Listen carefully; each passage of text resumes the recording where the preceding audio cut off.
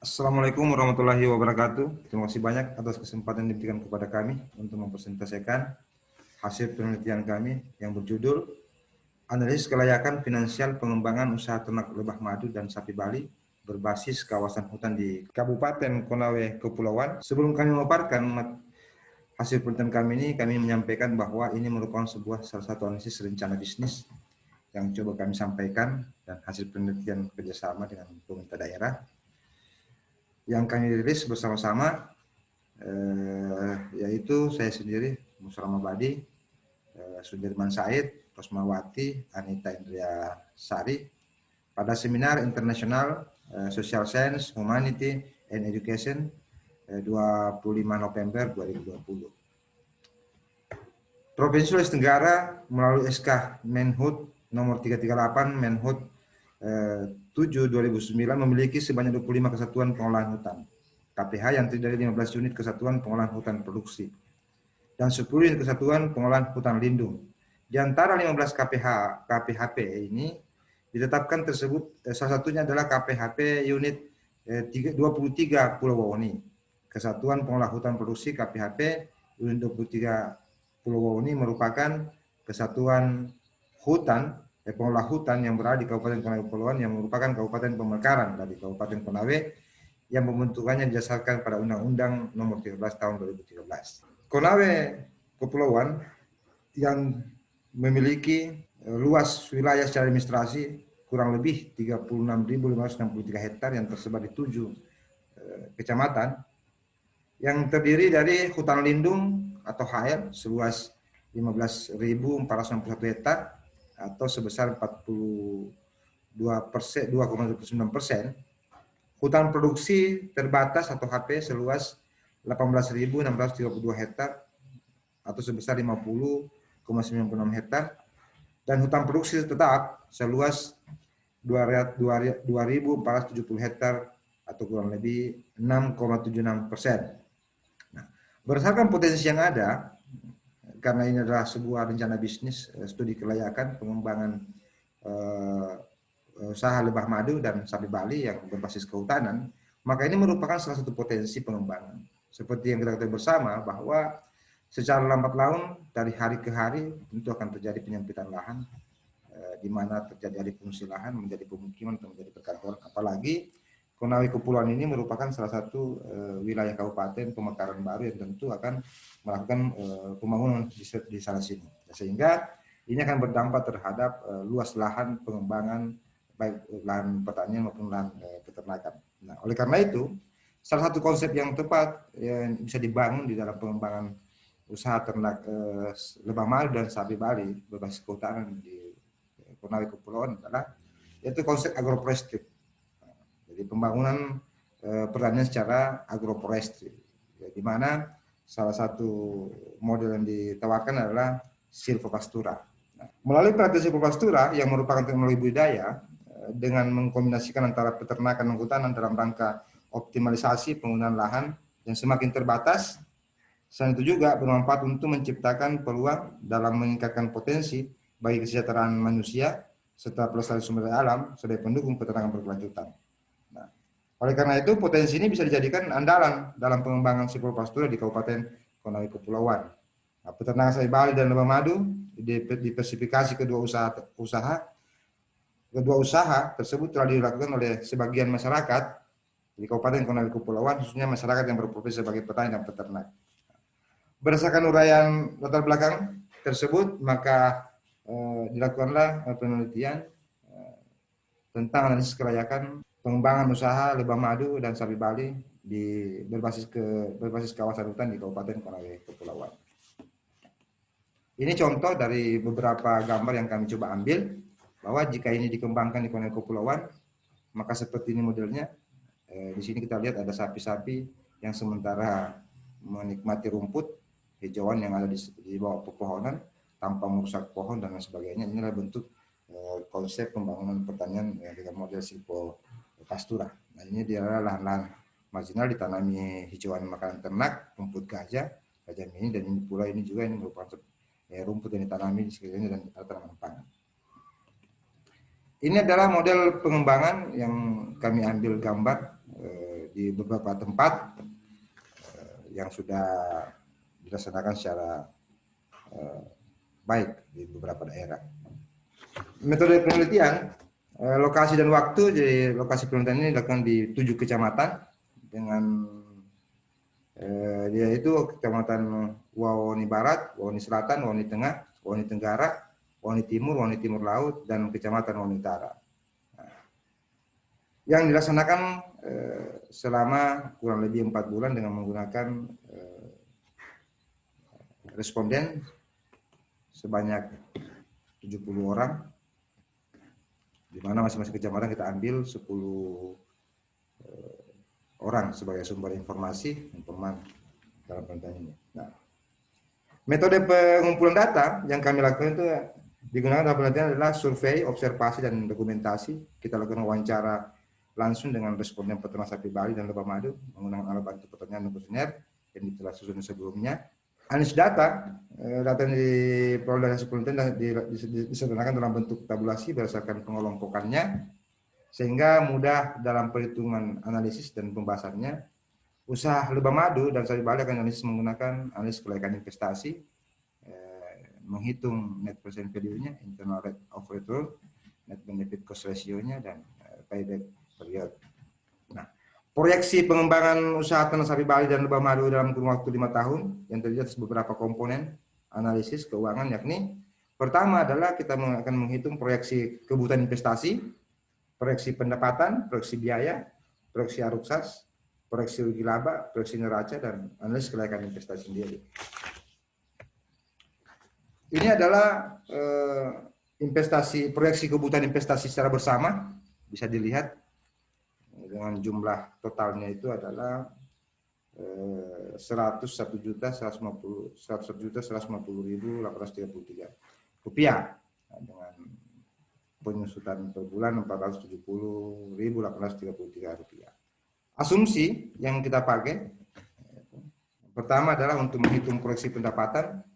Hasil pengumpulan data mengenai usaha ternak lebah madu memberikan informasi bahwa potensi panen ternak lebah madu dalam setiap tahunnya adalah 3 kali, 4 bulan sekali panen. Dengan jumlah rata madu sekali panen itu 1,5 liter, sehingga potensi produksi madu dalam 1 tahun untuk satu rumah lebah madu 4,5 liter per tahun. Jika diasumsikan harga per liter madu mengikuti harga pasar, yaitu kurang lebih 200.000 rupiah per liter, maka proyeksi pendapatan tetap awal adalah sebanyak proyeksi pendapatan per tahun ternak lebah madu adalah 900.000. Jika pengusahaan ternak lebah madu untuk tahap awal adalah sebanyak 30 rumah lebah, maka proyeksi total pendapatan per tahun adalah 900.000 kali 30 rumah lebah, itu sekitar 27 juta per tahun. Nah, proyeksi jumlah pendapatan ini diasumsikan tetap dalam kurun waktu 5 tahun. Nah, sementara asumsi untuk sapi Bali, sebagai asumsi awal yang dibangun dalam perhitungan proyeksi pendapatan ternak sapi Bali adalah jumlah bibit yang kita pakai pada awal tahun adalah 2 ekor yang berumur 24 bulan, 2 ekor sapi berumur 12 bulan, dan 2 ekor sapi berumur 0 sampai 6 bulan. Penetapan jumlah sapi bibit pada awal tahun tersebut adalah agar terjadi kontinuitas produksi setiap tahunnya. Untuk keperluan proyek reproduksi, maka akan dilakukan proses perbuntingan sapi dengan teknik kawin suntik atau IB. Sapi siap kawin atau siap di IB itu pada umur 24 bulan dengan lama proses dari kawin suntik atau kawin IB hingga beranak itu 11 sampai 12 bulan, sehingga diasumsikan bahwa pada bulan ke-12 sapi sudah melakukan reproduksi. Diasumsikan bahwa dalam kurun waktu 5 tahun seluruh anak sapi yang lahir adalah betina. Harga sapi ditetapkan berdasarkan harga pasar. Umur 0 sampai 6 bulan atau umur 6 bulan itu 2 juta per ekor. Umur 12 bulan 4 juta per ekor. Umur 24 bulan 6 juta per ekor. Umur 36 bulan 8 juta per ekor. Umur 48 bulan 10 juta per ekor, dan umur 60 bulan tetap 10 juta per ekor. Setelah sapi berumur 60 bulan atau diasumsikan sudah 3 kali beranak, maka akan dilakukan peremajaan dengan menukar dengan sapi yang berumur 24 bulan. Peremajaan diproyeksikan akan terjadi pada akhir tahun ketiga. Selisih harga jual dan harga beli sapi pada saat dilakukan peremajaan selanjutnya akan dimasukkan sebagai penerimaan dalam bentuk penerimaan selisih peremajaan. Ini proyeksi reproduksi sapi Bali akhir tahun dalam sapi Bali berakhir tahun dalam kurun waktu 5 tahun. Itu bisa dilihat Pak. Tahun pertama itu berjumlah 8 ekor, tahun kedua berjumlah 12 ekor, tahun ketiga menjadi 18 ekor, keempat 26 ekor sampai kelima 38 ekor. Nah, dapat dijelaskan bahwa akhir tahun pertama itu dilihat tadi jumlah 8 ekor, jumlah sapi ada 8 ekor, asumsi 2 ekor sapi berumur 24 bulan sudah berproduksi masing-masing 1 ekor dan seterusnya. Yang berikutnya adalah taksiran shadow income pada sapi pada akhir tahun dalam kurun waktu 5 tahun. Ini bisa dilihat. Ini kurang lebih sampai 5 tahun itu mencapai 192 juta. Berikutnya adalah proyeksi pendapatan ternak lebah madu dan sapi Bali pada akhir tahun dalam kurun waktu 5 tahun. Ini bisa dilihat karena kita asumsikan tadi bahwa pendapatan lebah madu itu adalah tetap, maka tiap tahunnya itu adalah 27 juta hingga tahun pertama, tahun kedua, tahun keempat, tahun kelima itu masing-masing 20 juta. Sementara usaha sapi Bali itu tahun pertama hanya sekitar 16 juta, kemudian tahun kedua 36 juta, tahun ketiga 64 juta, tahun keempat 104 juta, dan tahun kelima 198 juta. Nah, sehingga total pendapatan, proyeksi pendapatan itu 195 juta. Lanjut, proyeksi total biaya ternak lebah madu dan sapi Bali per tahun dalam kurun waktu 5 tahun. Ini bisa dilihat. Yang pertama adalah biaya tenaga kerja, itu dia flat. Dari tahun pertama sampai tahun kelima itu 12 juta. Kemudian biaya penyusutan itu juga flat 470.833 hingga pada tahun kelima. Begitu pula biaya listrik juga flat.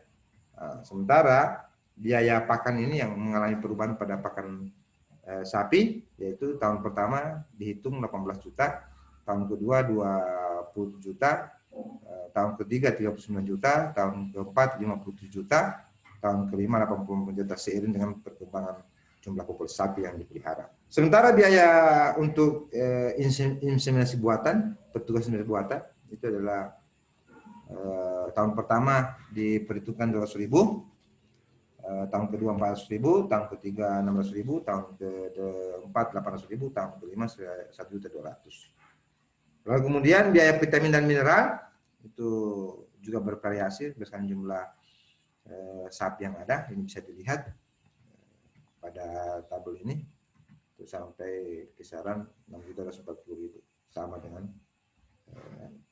sementara biaya pengolahan lahan di tahun itu hanya terjadi pada tahun pertama, itu 100.500.000 rupiah. Selanjutnya, berdasarkan proyeksi asumsi dan proyeksi tadi, baik itu proyeksi biaya, proyeksi pendapatan, maka hasil penilaian kelayakan investasi ternak lebah madu dan sapi Bali dalam kurun waktu 5 tahun ini bisa dilihat, di mana nilai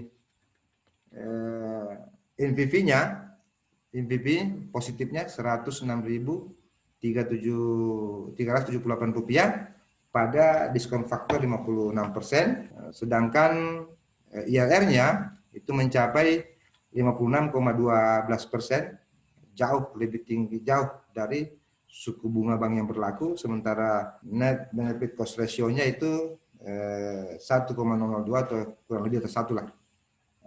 Sedangkan payback period-nya itu berdasarkan hasil perhitungan itu adalah diperoleh nilai membutuhkan 3 tahun 6 bulan, semua biaya investasi akan kembali. Berdasarkan hasil analisis kelayakan investasi ini, pada rencana bisnis usaha pengembangan lebah madu dan ternak sapi Bali yang berbasis hutan di Kabupaten Konawe Kepulauan, maka dapat disimpulkan bahwa ini layak untuk dikembangkan dan ini akan menjadi salah satu solusi pengembangan pertanian berkelanjutan di era kekinian dengan maraknya alih fungsi lahan, semakin di mana jumlah penduduk semakin berkembang. Saya kira demikian dengan ucapan alhamdulillahirabbil alamin. Billahi taufiq hidayah. Assalamualaikum warahmatullahi wabarakatuh.